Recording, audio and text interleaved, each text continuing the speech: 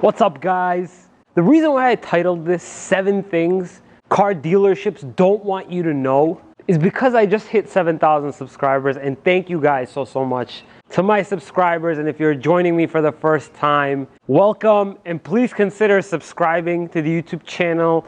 Right now I'm about to give you a bunch of information, sort of what I've noticed that car dealerships, they really don't like to tell you. Number one, and I'm positive if you've bought a car before, you've sort of been through this before. Number one is when they don't have a car in stock and you're trying to figure out who does have the car in stock, or more than just that, who's got it coming in. Because the dealership may tell you we've got one coming in it's about 2 weeks away, or we're going to be able to trade with another dealership who has one that's coming in. They'll never actually tell you who has that car that's coming in, because obviously they don't want to lose you, right?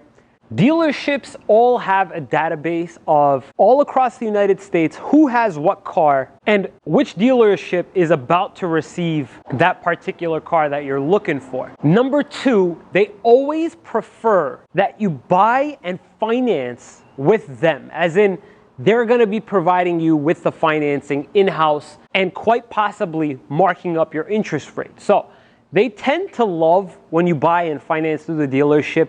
Second to that is they love when you lease. And number three, contrary to what you might think, number three is having you pay in cash, because there's nothing profitable besides whatever they made on the car about you paying in cash.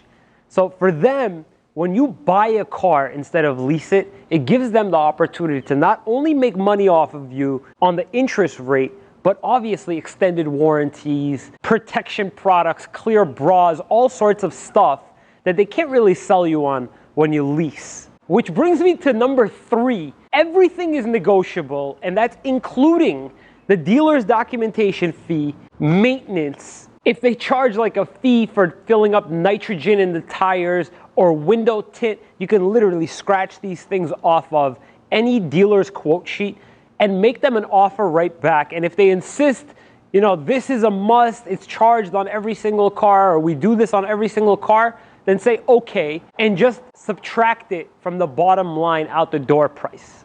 But everything is negotiable in the dealership. Whatever has an actual price tag is negotiable, whether they say it is or not. Number four, and this is something that a lot of people think that the dealership can't really mess around with when you have perfect credit. So even a very competitive rate, say of like 3.49%, typically will always mean that there's a little bit of more wiggle room in the interest rate. Dealerships don't want you to know this, but chances are your interest rate, regardless of how aggressive it may be, more than likely is being marked up. And let me tell you what I mean.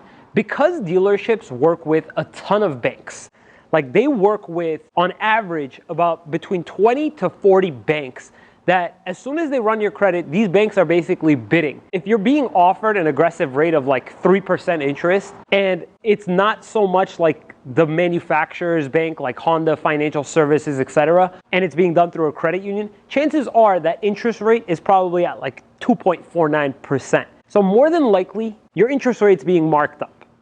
So argue if you've got perfect credit, and if you don't, even more, always argue for a better interest rate. Number five, and I can't stress this enough, you can always back out of a deal.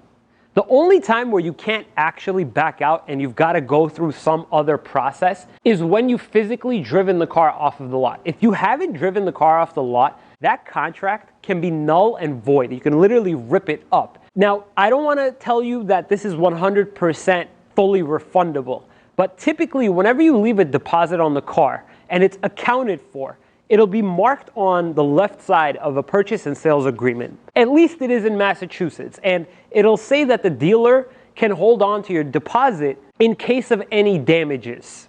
Whatever that may mean, but you can always refuse to pick up the car. So it may vary from state to state. There is no cool-off period. However, you can always refuse to take delivery and cancel the deal altogether if you haven't taken delivery of the car. Now, the best way to guard yourself from not being able to return the car is don't go to a dealership that doesn't have a clear-cut return policy. Like, we have a very, very popular chain dealership here that offers a 7-day money-back guarantee. Used cars, CarMax has one. So you always want to go to a dealership that has some sort of like a refund or a return policy, where even if the 7 days pass, this dealership that I'm referring to has a 30-day exchange policy. So you always want to be able to keep things flexible, even if you've already taken delivery of the car. But keep in mind, you can always back out even if you've signed on the dotted line. Number 6, you don't need to service your car at the dealership, even if it's a lease. They love to say this. They love to say, you know, if you take it to a certain place or your mechanic, there's certain components of the warranty that may be voided because they may not do the job correctly. They're basically trying to tell you this so they can sell you either like an extended warranty or their prepaid maintenance, guys. You don't actually need to take your car to the dealership to do any of the maintenance. The only reason why you should is if you think that your mechanic's not competent enough to fix whatever's wrong with the car. This is typically the case with really, really high-end luxury cars when the repair may be costly, as in if it's like a wear and tear item and the vehicle has like really, really expensive brakes or, you know, suspension components that really need to be checked out by the dealership.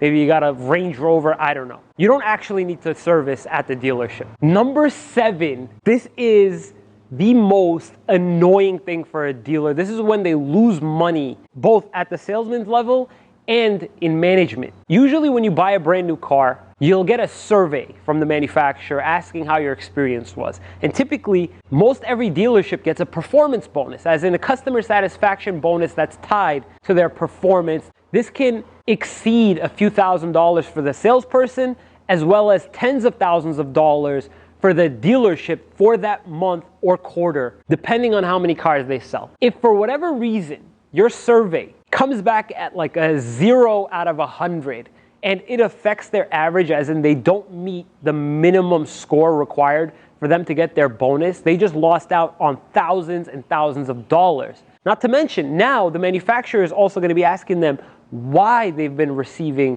so many poor surveys and disqualify them for other incentives or other qualifications that they needed. Let's say, you know, they're trying to get allocation for a special model. They won't be given preferential treatment as much as another dealership that's performing really, really well and keeping their customers happy. So this really, really ticks them off. So guys, I hope I taught you at the very least a couple new things that dealerships do not want you to know. If you found this information useful and you want to see more of these new car buying and negotiation tip type videos, please consider subscribing. Thank you so much for watching, guys.